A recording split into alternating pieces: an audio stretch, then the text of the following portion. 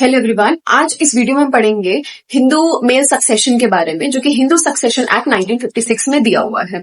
जो हमारा Hindu succession act है वो फीमेल के सक्सेशन और मेल के सक्सेशन के सेपरेट रूल्स जो है, प्रोविजन जो है इसमें मेंशन किए गए हैं।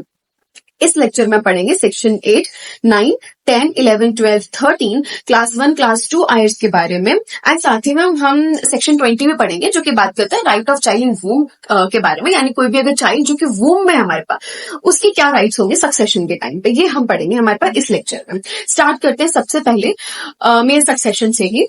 अब देखो, जो हिंदू लॉ होते हैं उसमें जो प्रॉपर्टी होती है वो हमारे पास दो टाइप की प्रॉपर्टी होती है। एक होती है हमारे पास सेपरेट प्रॉपर्टी, एक होती है एंसेस्ट्रल प्रॉपर्टी। एंसेस्ट्रल प्रॉपर्टी क्या होती है? तो एंसेस्ट्रल प्रॉपर्टी हमारे पास वो होती है जहां पे जितने भी हमारे को पार्टनर्स होते हैं सबका जॉइंट राइट होता है उसमें, और वो पार्टीशन के थ्रू डिवॉल्व होती है। दूसरी प्रॉपर्टी होती है हमारे पास सेपरेट प्रॉपर्टी। ये वो प्रॉपर्टी होती है जो आपने अपने खुद की सेल्फ एफर्ट से जो है यहाँ पे अर्न किए होते हैं, और इनका यहाँ सक्सेशन होता है। और हिंदू सक्सेशन एक्ट जो है हमारे पास, वो मेल और फीमेल के सेपरेट सेक्शन जो है, सेपरेट प्रोविजन जो है यहाँ पे वो बताता है। इस वीडियो में हम बेसिकली मेल सक्सेशन पे फोकस करेंगे, जो सेक्शन 8 से लेके सेक्शन 13 में दिया हुआ है। स्टार्ट करते हैं सबसे पहले सेक्शन 8 के बारे में। सेक्शन 8 हमारे पास क्या बताता है? वो जनरल रूल्स ऑफ सक्सेशन बताता है मेल्स के केस में। ये बेसिकली एक ऑर्डर बताता है कि जब एक हिंदू मेल डाई होगा इंटरस्टेट। क्या होता है हिंदू मेल डाइंग इंटरस्टेट? इसका मतलब होता है कोई भी हिंदू मेल जो है बिना विल बनाए जो है वो उसकी डेथ होती है। तो अगर कोई भी हिंदू मेल बिना विल बनाए डेथ होगी तो उसकी प्रॉपर्टी का क्या होगा? वो हवा में तो रहेगी नहीं। उसकी प्रॉपर्टी जो होगी वो उसके आयर्स में डिवॉल्व होगी, और वो कैसे डिवॉल्व होगी वो सेक्शन 8 में दिया हुआ है हमारे पास। कैसे होगी? सबसे पहले जाएगी वो क्लास 1 आयर्स में। क्लास 1 में हमारे पास कुछ मेंबर्स दिए हुए हैं, ठीक है, उसमें वो सबसे पहले जाएगी। मान लो कोई भी क्लास 1 नहीं है तो कहाँ जाएगी? फिर क्लास 2 आयर्स में जाएगी। क्लास 2 में मान लो कोई नहीं है, फिर एग्नेट्स में जाएगी। एग्नेट्स में कोई नहीं बचे, कॉग्नेट, और अगर इनमें से कोई नहीं बचे तो हमारे पास वो प्रॉपर्टी इस चीट में चली जाएगी, यानी गवर्नमेंट को चली जाएगी। अब देखो, जो क्लास 1 और क्लास 2 आयर्स है वो तो हमारे पास शेड्यूल में दिए गए हैं, ठीक है। अब सब अपनी बैराक निकाले। अगर बैराक में अब आप लोग एकदम लास्ट में आओगे तो आपके शेड्यूल दिया हुआ रहता है, ठीक है। तो शेड्यूल में यहाँ पे देखो, क्लास 1 आयर और क्लास 2 आयर, ये लिस्ट ऑफ आयर्स जो ऑलरेडी मेंशन्ड है, इन सभी में जो है प्रॉपर्टी डिवॉल्व होती है। चलो आगे देखते हैं हमारे पास आगे एग्नेट्स कॉग्नेट्स का। तो एग्नेट्स और कॉग्नेट्स हमारे पास सेक्शन 3A और सेक्शन 3 सब क्लॉज C, इन दोनों में डिफाइन है। एग्नेट्स कौन होते हैं? जो कि होली रिलेटेड होते हैं थ्रू मेल्स, और कॉग्नेट्स कौन होते हैं? जो not wholly related through males होते हैं। अब ये क्या होता है? जैसे मान लो ये प्रोपोजिटस है। प्रोपोजिटस, अब हमारे पास हिंदू मैरिज एक्ट में बार बार एक टर्म यूज होता है प्रोपोजिटस। प्रोपोजिटस वो होता है जिसकी डेथ हुई है हमारे पास, और उस जिसकी प्रॉपर्टी का हमें सक्सेशन करना है।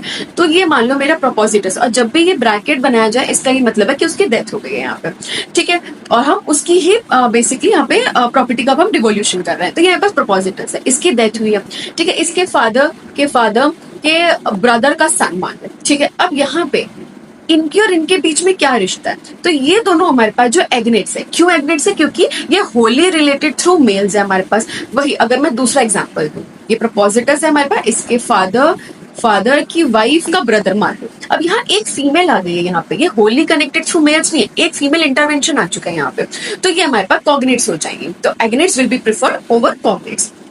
ये हो गया बस ऑर्डर ऑफ सक्सेशन की प्रॉपर्टी इस तरीके से डिवॉल्व होती है। अब हम बात करते हैं सेक्शन 9 क्या बताता है। ये बताता है order of succession among Aires in the schedule. Section 9 पढ़ने से पहले हम शेड्यूल में देख लेते हैं कि क्लास 1 और क्लास 2 आयर्स जिसमें होते कौन कौन है। आओ देखते हैं। क्लास 1 आयर्स में देखो ये लिस्ट है हमारे पास। सन है, डॉटर है, widow, mother, son of a predeceased son, widow of a predeceased son, daughter of a predeceased son, and so on.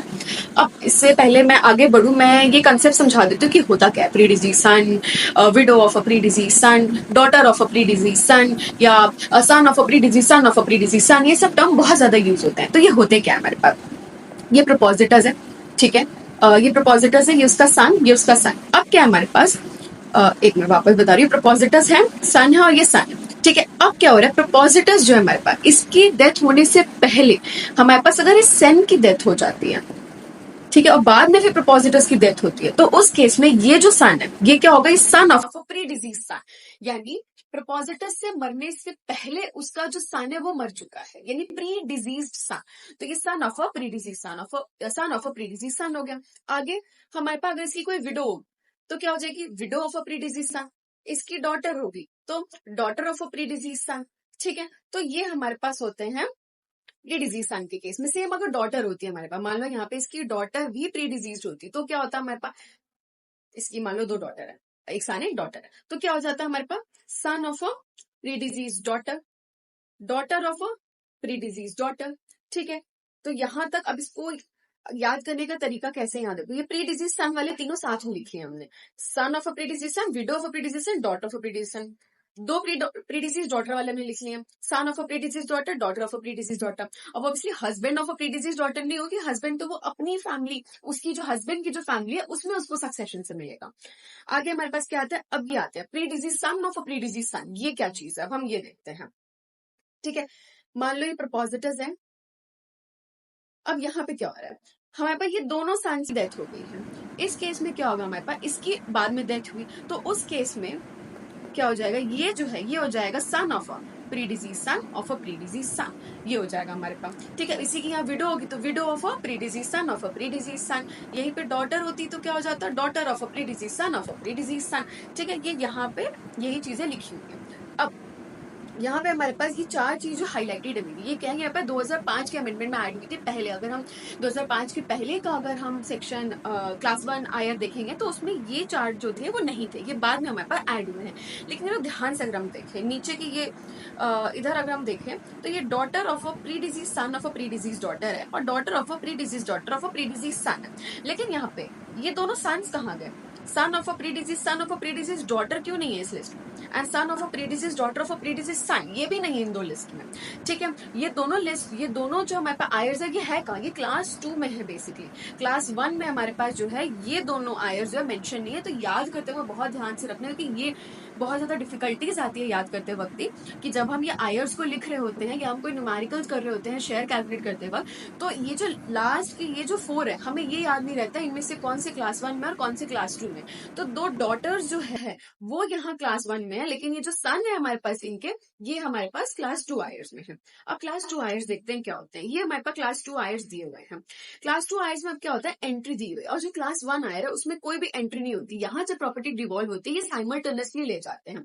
मतलब क्या, अगर प्रोपोजिटस की डेथ होगी यहाँ पे तो इसकी प्रॉपर्टी मान लो 16 के 16 लोग जिंदा है तो क्या हो जाएगा 1/16 सब ले जाएंगे इक्वली साइमल्टेनियसली लेके जाते हैं। मान लो सिर्फ 3 लोग जिंदा है तो 1/3 करके लेके जाएंगे, लेकिन सब साइमल्टेनियसली लेके जाते हैं।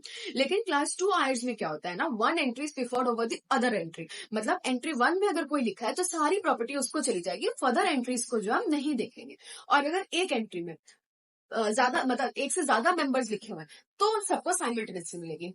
देखो यहाँ बताता हूँ, जैसे फादर है यहाँ पे, फॉर एग्जांपल किसी के 2 आयर्स बचे, फादर और ब्रदर, किसको प्रेफर करेंगे, एंट्री 1 प्रेफर होगी, फादर जो है उनको सारी प्रॉपर्टी चली जाएगी।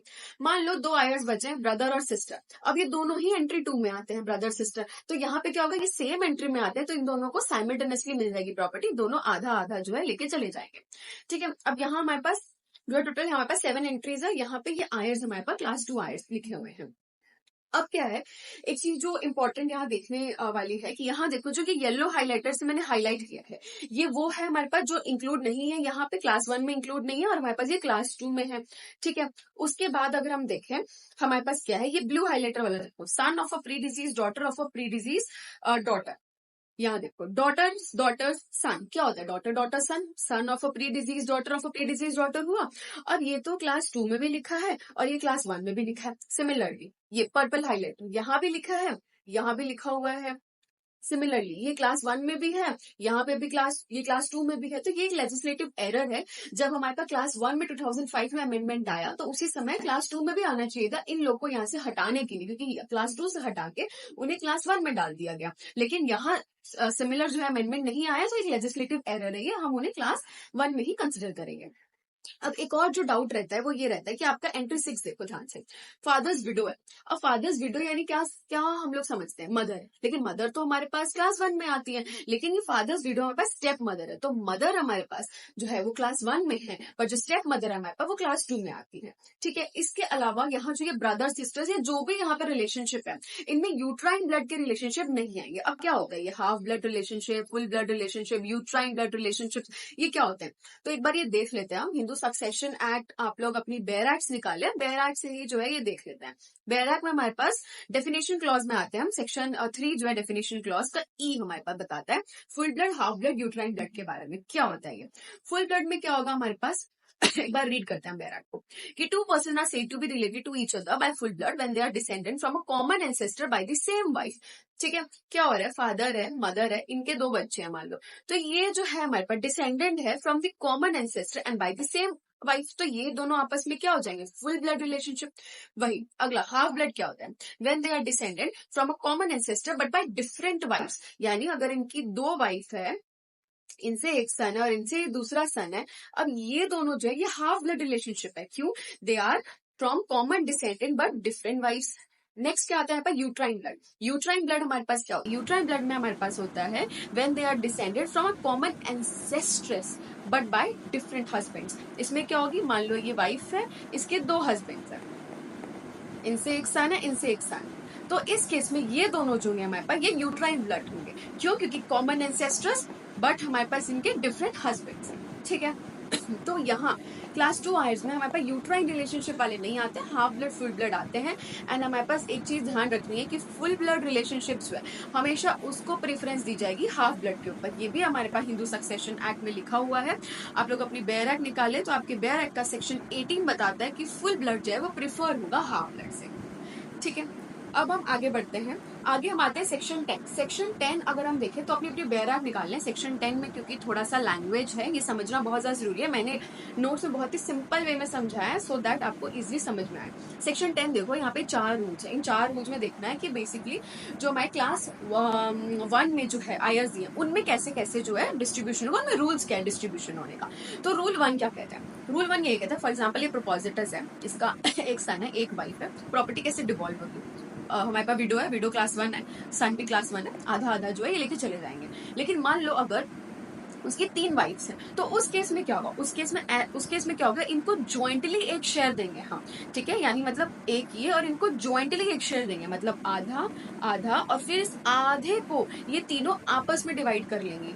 ठीक है, यानी इनको आपस में डिवाइड करके 1/6 ईच लेके जाएंगे। ठीक है, they together shall take 1 share, साथ में एक शेयर लेंगे। ठीक है, हम यहाँ पे भी लैंग्वेज देखो, रूल 1 में देखो क्या लिखे, all the widows together shall take 1 share. आगे हम बात करते हैं हमारे रूल 2। रूल 2 में क्या होता है, हमारे पास जो सर्वाइविंग सन डॉटर्स मदर होते हैं, ये सभी के सभी जो है शैल ईच टेक 1 शेयर, यानी तीनों एक एक शेयर ईच अलॉट हो जाएगा। यानी अगर एग्जाम्पल है हमारे पास, यहाँ मदर है, सन है, डॉटर है, 1/3 जो है यहाँ पे ये तीनों ले लेंगे। ठीक है, सिंपल था रूल 2, सिंपल था। रूल 1 ध्यान रखना होता है कि सारे विडोज जो है मिलके एक शेयर लेंगे, फिर वो जितनी भी विडोज है सब आपस में उस एक शेयर से डिवाइड कर लेंगे। ठीक है, रूल 3 की बात करते हैं। रूल 3 क्या कहता है हमारे पास, ये बात करता है जो प्री डिजीज चिल्ड्रन है ना हमारे पास, प्री डिजीज सन या प्री डिजीज डॉटर, उनके आयर्स में क्या होगा। रूल 3 रूल 4 प्री डिजीज वाले प्री डिजीज चिल्ड्रन से ही रिलेटेड है। ठीक है, रूल 3 मेरे पास क्या कहता है, अब यहाँ देखो ये डायग्राम देखो, ये डायग्राम आपको हिंदू लॉ में ना बहुत ज्यादा बनाना पड़ता है आपके पेपर्स में भी, एंड साथ ही में आपको न्यूमेरिकल्स जो आते हैं उस समय भी ये डायग्राम्स बना के सॉल्व करना बहुत ज्यादा जरूरी होता है। ये देखो ये फादर है, प्रपोजिटस है, जब भी मैंने कहा ब्रैकेट में बना दूं, इसका मतलब क्या है, उसकी डेथ हो चुकी है वो। ठीक है, ये उसकी वाइफ है, इसके सन है, डॉटर है, ये प्री डिजीज डॉटर है, ये क्या प्री डिजीज सन है हमारे पास। अब यहाँ पे क्या हो रहा है, यहाँ हमारा रूल 3 ये कहता है कि जो हमारे आयर्स इन द ब्रांच है हमारे पास, प्री डिजीज सन या प्री डिजीज चिल्ड्रन के, shall take between them 1 share. अब जब हम इसकी प्रॉपर्टी जब डिवाइड करेंगे तो आयर्स देखो क्या क्या, विडो क्लास 1 आयर, सन क्लास 1 आयर, क्लास 1 आयर, क्लास 1 आयर, सब क्लास 1 आयर, सबको मिलेगी, सब साइमल्टेनियसली उनको प्रॉपर्टी मिलेगी। क्या बताया था मैंने, क्लास 1 में सब साइमल्टेनियसली लेके जाते हैं। ठीक है, अब ये जो प्री डिजीज वाले हैं इनको भी शेयर अलॉट करना है, ऐसा नहीं कि ये प्री डिजीज है तो इनको शेयर नहीं देना, इनको भी शेयर देना है। ठीक है, they shall take between them 1 share, उन्हें शेयर दिया जाएगा। तो यहाँ पे हमारे पास 1/6 हो जाएगा, क्योंकि 6 लोग हैं यहाँ पे, हमने प्रॉपर्टी यहाँ डिवाइड कर दी। अब क्या होगा, ये 1/6 इक्वली आगे जो इनके चिल्ड्रन है उसमें डिवाइड हो जाएगा, यानी 1/2 1, क्योंकि इक्वली जो है हमारे पास डिवाइड हो जाएगा, सेम यहाँ पे हो गया। ठीक है, तो जो रूल 4 कहता है हमारे पास वो इसी से रिलेटेड है कि जो प्री डिजीज सन की जो ब्रांच है उसमें हमारी विडो, सन एंड डॉटर ये इक्वल पोर्शंस ले जाएंगे। यहाँ ले गए देखो, दोनों इक्वल पोर्शंस ले गए, इस 1/6 का इक्वल पोर्शन ले गए। वही प्री डिजीज डॉटर की जो ब्रांच है उसमें क्या होगा, सन एंड डॉटर इक्वल पोर्शंस लेके जाएंगे। याद रखना है यहाँ विडो है पर यहाँ हस्बैंड्स नहीं इंक्लूडेड है। ठीक है, लेकिन इस वाले में क्या है, इस वाले में क्या है, एक ही सन है तो ये पूरा 1/6 शेयर जो है आगे इसी के जो वो सन है उसी को ट्रांसफर हो गया है। ठीक है, तो ये रूल 3 और रूल 4 हो गया हमारे पास, और ये चारों ही रूल्स हमारे पास सेक्शन 10 के कवर हो गया, जो क्लास 1 में प्रॉपर्टी कैसे आपको डिस्ट्रीब्यूट करनी है वो बताया गया है। अब हम देखते हैं एक अब हम देखेंगे कि हमारे पास जब हम ये सन्स डॉटर्स ये सब जो देख रहे होते हैं, याद रखना यहाँ पे अडॉप्टेड वाले भी आएंगे, ठीक है, कि अडॉप्टेड वाला भी from the date of adoption जो है वो उसी फैमिली का पार्ट माना जाता है, इसलिए अडॉप्टेड वाले जो है वो भी यहाँ पे शेयर, जितने भी सन डॉटर्स है वो अडॉप्टेड वालों में भी यहाँ पे प्रॉपर्टी डिवॉल्व होगी। अब यह सवाल आते हैं वूम में, कोई सक्सेशन के टाइम में अगर मान लो जब सक्सेशन हो रहा है अगर चाइल्ड वूम में, तो उस समय क्या होगा, उस समय हम उनसे प्रॉपर्टी जो है वो देंगे कि नहीं देंगे, उसके क्या सक्सेशन राइट्स होंगे। तो ये सेक्शन 20 जो है हमारे पास हिंदू सक्सेशन एक्ट का वो बताता है। बेयर एक्ट में सब निकाल ले अपना सेक्शन 20, ठीक है, सेक्शन 20 देखो, राइट ऑफ चाइल्ड इन वूम, इसके बारे में हमारे पास बात कर रहे हैं हम। तो सेक्शन 20 हमारे पास बताता है कि अगर कोई चाइल्ड है वो अगर मदर की वूम में है तो वो चाइल्ड भी इनहेरिट करेगा प्रॉपर्टी को, उसे लिविंग माना जाएगा बाय लीगल फिक्शन, एक लीगल फिक्शन क्रिएट किया जाता है और उसे ये माना जाता है कि वो लिविंग था एट द टाइम जब इंटरस्टेट की डेथ हुई, ठीक है, तो उस समय जो है उसे लिविंग माना जाता है at the time of death of interstate. तो ये लीगल फिक्शन क्रिएट किया जाता है, हमारे पास सेक्शन 20 ऑफ HSA बताता है। एक लीगल मैगजीन भी इसको गवर्न करते हुए नासिचुरस प्रो आई एम नेटो हैबिटेट, जो ये कहते हैं एक चाइल्ड जो कि अनबॉर्न है बहुत सारे पर्पसेस के लिए उसे हम ऑलरेडी बॉर्न कंसिडर करते हैं, ठीक है। तो ये कंसेप्ट था, इसको ध्यान रखना है कि अडॉप्टेड चाइल्ड भी यहाँ पे इंक्लूडेड होगा और वूम जो होगा उसकी भी राइट यहाँ पे प्रोटेक्टेड है, वो भी जो है यहाँ पे एक लीगल फिक्शन के थ्रू वो भी इनहेरिट कर सकता है प्रॉपर्टी। आगे हम बात करते हैं क्लास 2 आयर्स में। अब क्लास 2 जैसे कि मैंने बताया हमेशा एंट्री 1 प्रिफर होगा over entry 2, entry 2 over entry 3 and so on, ऐसे होगा। और हमारे पास एक एंट्री में जितने भी मेंबर्स है सबको साइमल्टेनियसली जो की प्रॉपर्टी मिलेगी। आओ एक एग्जांपल करते हैं। अब इसको प्रोपोजिटर्स है और ये इसके आयर्स है। कौन कौन यहाँ पे आयर्स है? मदर है, ब्रदर है, सन है, सिस्टर है और हमारे पास फादर है। ये हमारे पास यहाँ पे आयर्स है। अब देखो ये हमारे पास क्या है, क्लास 1 आयर है। सन क्या है, क्लास 1 आयर है।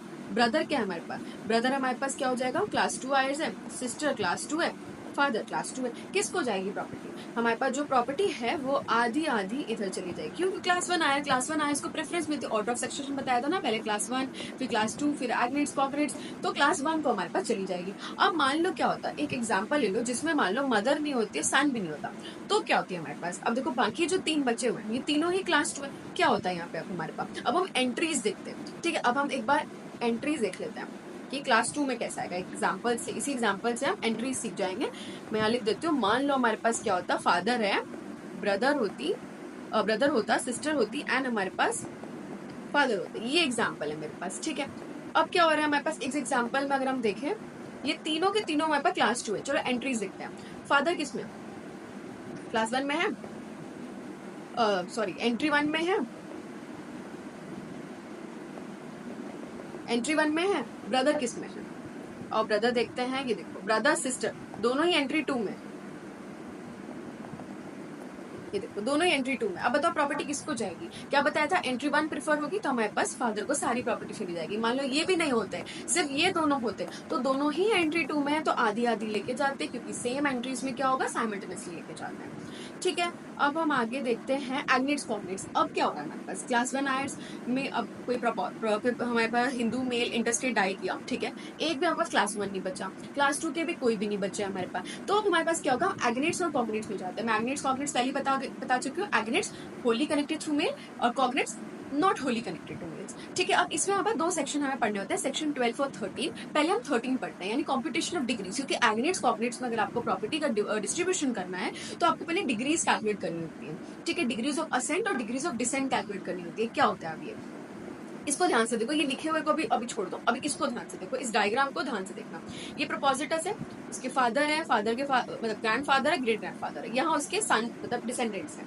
अब क्या हो रहा है, हमेशा जब भी हम डिग्री कैलकुलेट करेंगे प्रोपोजिटस को इंक्लूड करके करेंगे, तो प्रोपोजिटस को 1 डिग्री मिलेगी, उसके ऊपर हम जाते हैं 2 डिग्री, 3 डिग्री, 4 डिग्री, ऊपर हमने कर दिया। अब ये हमारे पास असेंडेंट्स है, ठीक है, ऊपर हमारे असेंडेंट्स है, नीचे हमारे डिसेंडेंट्स है, तो ऊपर वाले को क्या कहेंगे हम, डिग्रीज ऑफ असेंट, नीचे में क्या कहेंगे हमारे पास डिग्रीज ऑफ डिसेंट। तो अगर हम इसको देखें तो ये क्या, 4 डिग्रीज ऑफ असेंट, ये क्या है हमारे पास 4 डिग्रीज ऑफ डिसेंट, ठीक है। अब ये 4 डिग्रीज ऑफ असेंट है, ठीक है, तो उसका डिग्रीज ऑफ डिसेंट कितना होगा, 0। डिग्रीज ऑफ डिसेंट 0 है उसका, डिग्रीज ऑफ असेंट 4 है। देखो एक वक्त पे एक पर्सन, या तो मान लो मेरे कोई अगर फादर है या ग्रैंड फादर है, वो मेरे या तो असेंडेंट्स हो सकते हैं या तो डिसेंडेंट्स हो सकते हैं। एक वक्त पे तो वो दोनों में से कोई एक ही हो सकते हैं। तो सिमिलरली अगर हम इस सन की बात करें तो इसका 4 डिग्री ऑफ डिसेंट है, असेंट कितना, 0 डिग्री ऑफ असेंट, क्योंकि एक ही चीज हो सकता है एक वक्त पे ना, या तो वो मेरा बेटा हो सकता है या वो मेरे फादर हो सकते हैं, या तो असेंडेंट हो सकते हैं या तो डिसेंडेंट हो सकते हैं,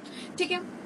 अब हम एक बार ये बेरा की लैंग्वेज है, अब हम इसको पढ़ते हैं। हमने असेंडेंट डिसेंडेंट कैलकुलेशन करना सीख लिया। अब हम बेसिकली सेक्शन जो हमारा 12 है उसमें देखेंगे किसको प्रेफर करते हैं। सेक्शन 3 हम कैलकुलेशन ही करते हैं डिग्रीज को। क्लॉज 1 क्या कहता है इसका?